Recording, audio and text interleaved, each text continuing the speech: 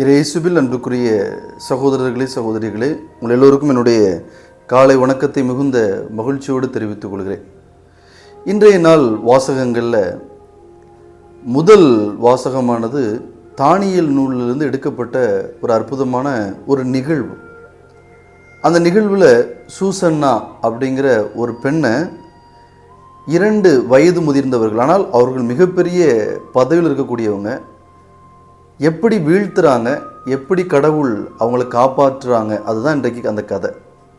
அந்த கதையில் நிறைய விஷயங்கள் இருந்தாலும் இந்த பெண்ணை காப்பாற்ற முன்வந்த தானியேலை குறித்து நான் ஒரு சில காரியங்களை இன்றைக்கி உங்களோட பகிர்ந்து கொள்ள ஆசைப்படுகிறேன். தானியேல் எப்படி இந்த பெண்ணை காப்பாற்ற முன் வருகிறார் என்பதற்கு விவிலியம் தரக்கூடிய சொல்லாடல்களை கவனிங்க. இந்த பெண்ணை இழுத்துட்டு போகிறாங்க கொல்வதற்காக. சூசன்னா கடவுளை பார்த்து கதறுகிற பொழுது விவிலியம் சொல்கிறது, தானியேல் என்கிற ஒரு இளைஞனை தூய ஆவியானவர் தூண்டிவிட்டார். ஸோ இதுதான் அங்கே கவனிக்க வேண்டிய விஷயம்.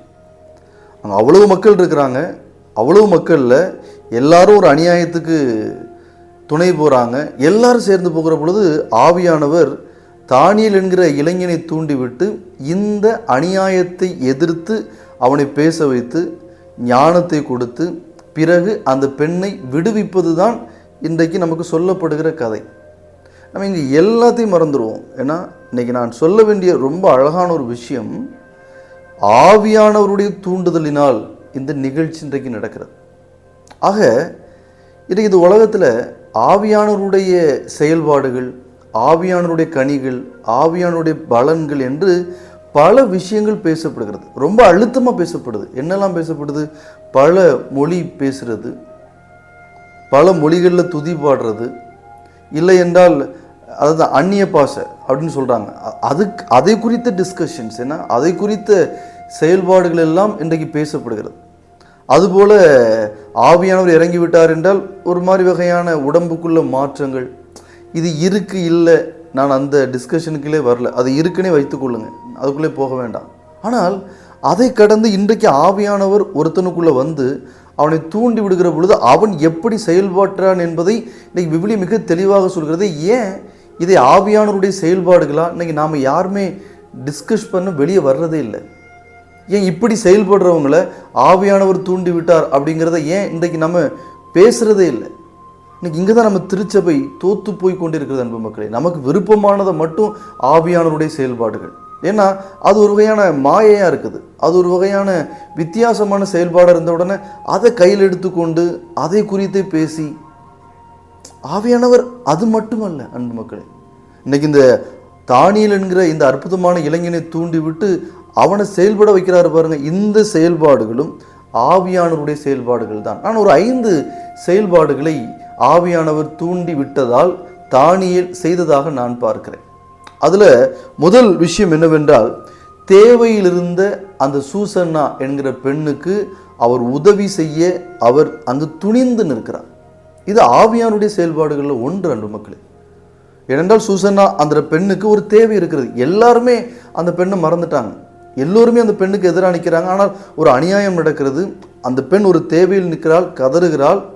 அந்த தேவையில் இருக்கிற பெண்ணை காப்பாற்றக்கூடிய ஒரு மனநிலையை ஆவியானவர் தானியேல் என்கிற அந்த இளைஞனுக்கு தந்திருப்பார் என்றால், தேவையில் இருப்போருக்கு தேடி சென்று உதவக்கூடிய அந்த மனநிலை ஆவியானவர் தூண்டி எழுப்பி தரக்கூடிய மனநிலை ஒன்று.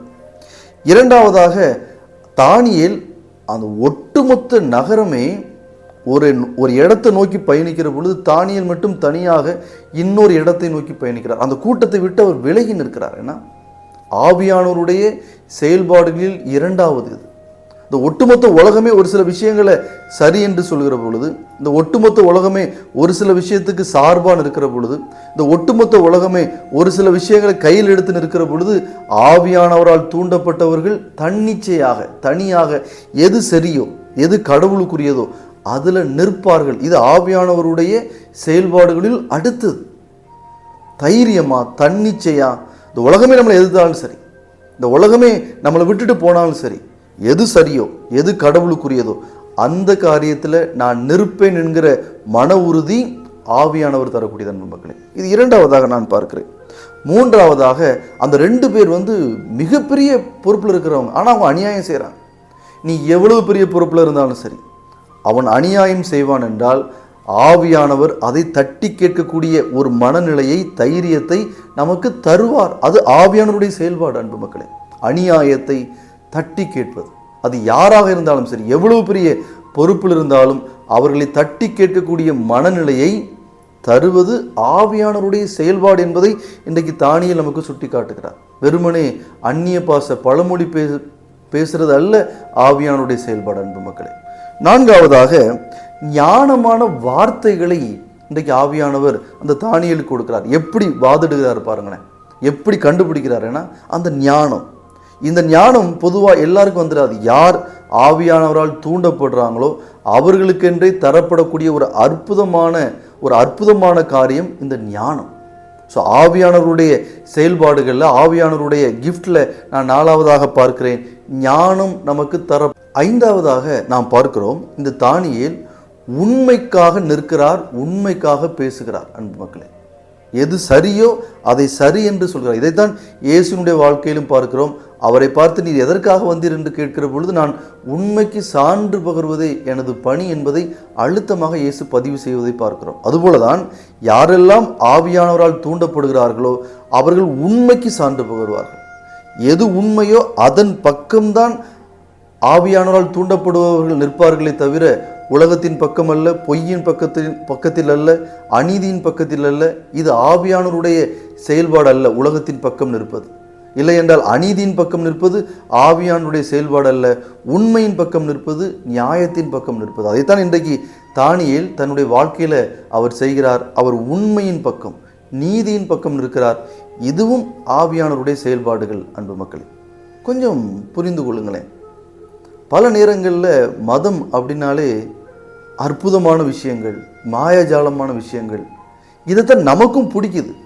நாமளுமே அற்புதத்தை தேடி தானே போகிறோம். இல்லை அன்பு மக்களே, நல்ல வாழ்க்கையும் ஆவியானவருடைய செயல்பாடு தான். அதனால தான் 5 விஷயங்களை சொல்கிறேன். ஏன்னா ஆவியானவருடைய செயல்பாடுகளை பல நேரங்களில் ஒரு மாயையான விஷயங்களுக்குள்ளே மட்டும் நம்ம முடக்கி வைக்காமல், ஆவியானவர் உங்களுக்குள்ளே செயல்படுவார் என்றால் தேவையில் இருப்பவருக்கு நீங்கள் உதவி செய்வீர்கள். எப்படி சூசன்னா தேவையில் இருந்தாலும் உதவி செய்தது போல நீங்கள் உதவி செய்வீர்கள். 2வதாக, நீங்கள் கூட்டத்தின் பக்கம் நிற்க மாட்டீங்க அன்பு மக்களே. மாறாக எது சரியான பாதையோ அது கூட்டத்தை எதிர்ப்பாக இருந்தாலும் அந்த இடத்தை நோக்கி நீங்கள் பயணிப்பீங்க. 3வது, அநீதி செய்வோர் யாராக இருந்தாலும் அவர்களை நீங்கள் எதிர்ப்பீங்க. 4வது, ஞானமான வார்த்தைகளை பேசக்கூடியவர்களாக நீங்கள் மாறுவீங்க.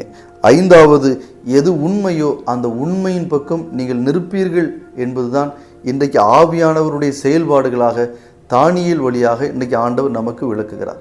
எனவே ஆவியானவரை இந்த கோணத்திலும், ஆவியானவருடைய செயல்பாடுகளை இந்த கோணத்திலும் நாம் பார்த்து ஆவியானவரால் நிரப்பப்பட்டவர்களாக நாமும் அற்புதமான உன்னதமான கிறிஸ்தவர்களாக வாழ முயற்சிப்போம். அன்பு மக்களே, கேட்க செவியுள்ளோர் கேட்கட்டும்.